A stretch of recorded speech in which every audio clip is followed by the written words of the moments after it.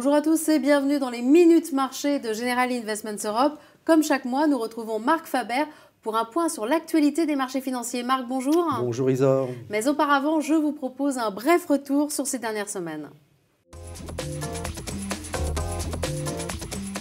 Une ambiance qu'on pourrait à première vue qualifier de paradoxale sur les marchés actions en avril, avec d'un côté des indices qui affichent de belles performances et de l'autre des indicateurs macroéconomiques mitigés qui montrent que la situation est difficile, même l'Allemagne est rattrapée par la crise. Alors d'où provient ce décalage ? Eh bien d'une part d'une éclaircie en Italie avec la réélection du président de la République, Giorgio Napolitano, et ensuite avec la mise en place d'un gouvernement de coalition. Résultat, les risques liés à la crise politique se sont éloignés. D'ailleurs, du côté des changes, l'euro s'est redressé face au dollar durant le mois d'avril.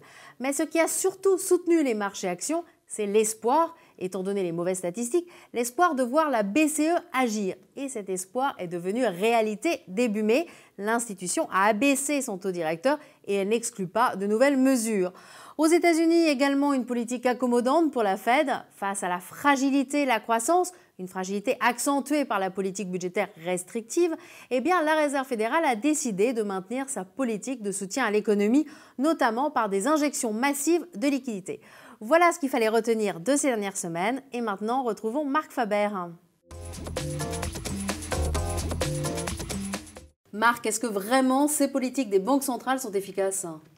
Écoutez, les banques centrales ont fait un magnifique travail puisque la première chose, elles ont calmé les marchés financiers, elles ont rassuré les investisseurs et elles ont donné de la liquidité. Donc j'oserais dire à ce jour que oui, le travail des banques centrales a plutôt été efficace pour la bonne tenue des marchés financiers, tant actions qu'obligataires, et surtout pour avoir permis au marché, à ces mêmes marchés, de retrouver un calme apparent. Et sur le long terme, sur la croissance aussi ? Alors, la croissance, il faut quand même se donner les moyens d'aller la chercher. Ce ne sont pas les banques centrales qui peuvent tout faire. Les banques centrales peuvent donner des liquidités. Les banques centrales peuvent, dans certains cas, faciliter l'octroi de crédit. On voit que ce n'est pas totalement facile. Ce n'est pas les banques centrales qui vont permettre à la croissance de s'installer durablement. Et quelle est l'incidence de ces politiques des banques centrales sur le marché des changes ? Eh bien, cette incidence est variée. Si on prend toutes les banques centrales qui font du vrai quantitative easing, on s'aperçoit que ça a plutôt affaibli leur monnaie, ce qui est sympathique pour eux. Mais en échange, il y a forcément des monnaies qui remontent. Et une des monnaies qui remonte ou qui ne baisse pas, c'est l'euro. Donc, tout simplement, politique de change intéressante pour certains pays, politique de change un peu moins intéressante pour d'autres. Et je pense que l'euro reste un peu fort compte tenu du fait que la BCE n'a pas tous les moyens comme la Banque du Japon ou la Banque américaine.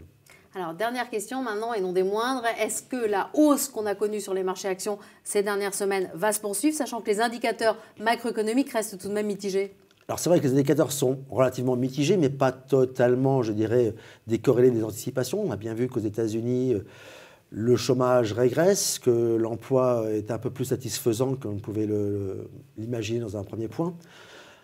Je pense que, compte tenu de la faiblesse des taux d'intérêt, compte tenu du peu de chemin qu'il reste encore à faire pour le secteur privé en termes obligataires, les liquidités vont chercher à s'investir là où elles peuvent rapporter.